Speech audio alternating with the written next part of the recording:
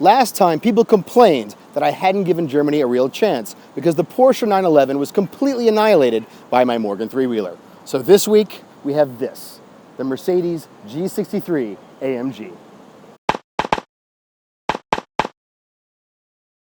Let's talk about wheels and suspension. Last night, I drove down Fifth Avenue and I hit a pothole in the Morgan and I heard a terrible sound, a sound I've heard before, the sound of something breaking. So I got out and I took a look and I realized that the rod holding the wheel cover to the Morgan was broken. So I went to Home Depot and I called a friend who was a welder and I decided to weld it back together. In the Mercedes, the wheels and tires would conceal any such breakages. Therefore, the Mercedes is junk and the Morgan wins. Let's talk about the headlights. The Mercedes has these beautiful, very high quality projectors, which are just really, really, really wonderful. But it has a critical flaw. Who's to say for sure what the correct focal distance is for the beams to intersect such that you can drive safely at night? In the Morgan, the headlights come both with this protective tape in case you have debris, and of course, the headlights can be aimed, so if I'm not wearing my glasses, I know exactly where to put them. Therefore, the Mercedes is junk and the Morgan wins. Let's talk about exterior design. It looks like the toolkit in the truck owned by the first guy to die in every zombie Holocaust movie. And like that toolkit, it's never been used. How could it have been? The G-Wagon was designed to be a military vehicle, which means not 1 minute went into making it beautiful. And in its ugliness, you see the actual message of the G-Wagon. Ugliness, power, thrust. It's the Harvey Weinstein of trucks. It's junk and the Morgan wins. Let's discuss the engine and powertrain. The G63 has a 6.3 liter motor, putting out mountains of horsepower, and it's fast and it's loud and it's handmade, but you know, nobody cares because it's an AMG. And when you think about it, you have to consider that the warranty is basically a clock. When the warranty on this car runs out, this engine, unless you have a friend named Tavares who lives in Florida, is basically worthless because the instant you can't get warranty service, this is junk and the Morgan wins. Braking. Do you hear that? That's the sound of your soul and heart breaking when you realize that every woman who ever got into this car left you for a man with more money and probably better taste. This is junk, Morgan wins. In the modern world, there's only one measure of actual quality, and that's your ring time. And this is the one area where the AMG, in fact, defeats the Morgan. Because when a woman gets into this car, she will expect a ring within weeks because she knows that you can afford the divorce, which is why we will give the ring time to the AMG. The Morgan is junk and the AMG wins. Let's talk about stopping. If you walk into a Mercedes dealership, there is absolutely no chance anyone there will try to stop you from buying this, which everyone agrees is an overpriced piece of junk. But if you go into a Morgan dealership, you actually don't even need to go into a Morgan dealership because before you've gotten there, everyone will try to stop you from wasting your money on something which is completely unnecessary. Therefore, the Morgan, this is junk and the Morgan wins. Trust me. Let's move on to the exhaust. The side pipes are quite cool. I love a good side pipe. The Morgan has side pipes. And the sound is amazing. It sounds like an 18-wheeler, and I like a big sound. But that is, in fact, the Mercedes-Benz's problem because the kind of person who buys a G-Wagon doesn't want to be seen as poor, they want to be seen as rich, which means they need to be heard as rich.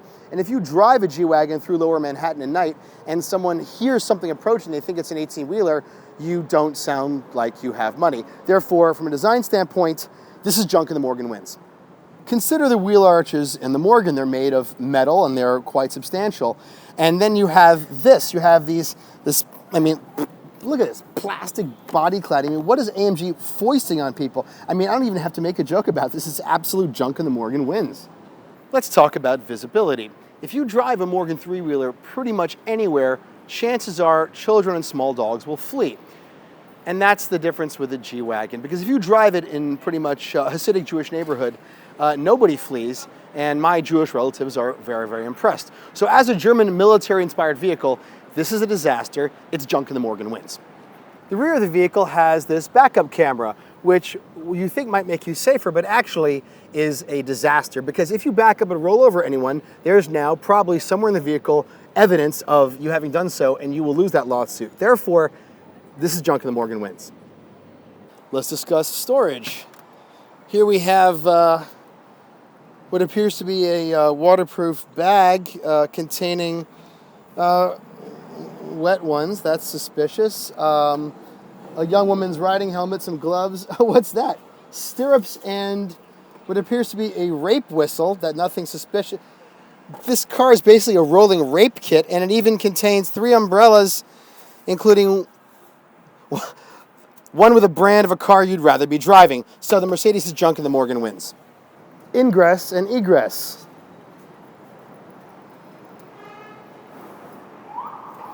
Nobody here to open the door for me. Already a failure, but I'll do it myself.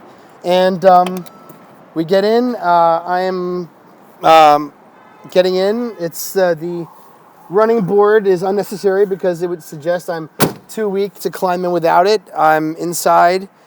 I hate this car. I'm already as bored as every girl who's gotten in here with a man who owns it. This thing is junk and the Morgan wins.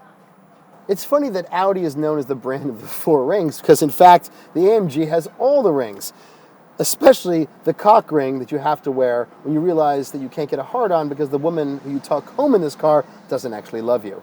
And speaking of rings, it's missing the most critical ring of all. For example, the ring that I found in the passenger footwell of my Morgan, which is this hose clamp which you can use to repair it when it breaks down. This ring doesn't come with the AMG, therefore the Mercedes is junk and the Morgan wins. In the Morgan, there's tons of storage. You throw something on the floor and the steel crossbar blocks it from rolling underneath the pedal. So the storage is basically unlimited. But in the Mercedes, despite all these pockets, there's in fact no storage at all.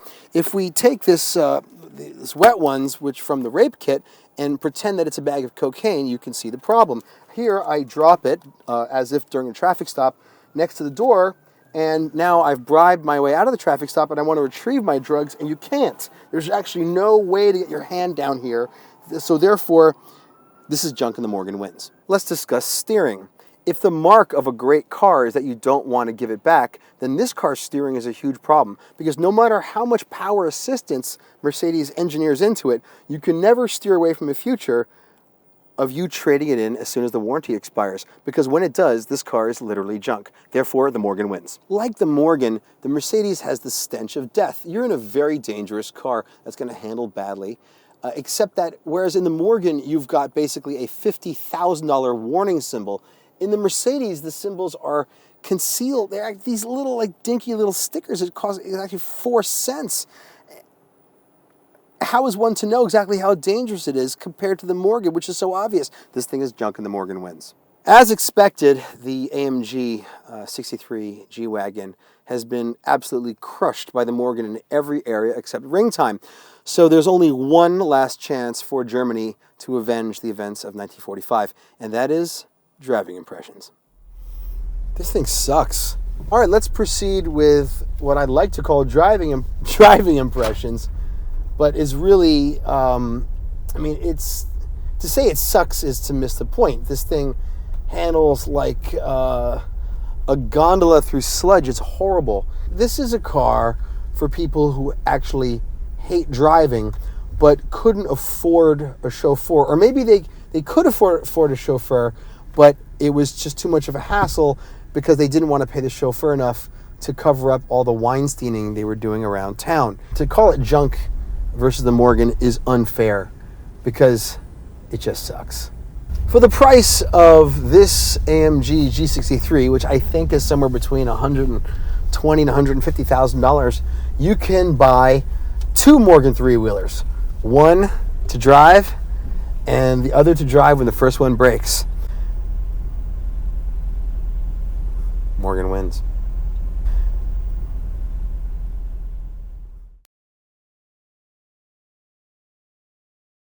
Rings. For example, the cock ring you have to wear when you realize that the woman you're about to have sex with after taking her home in this thing doesn't actually love you.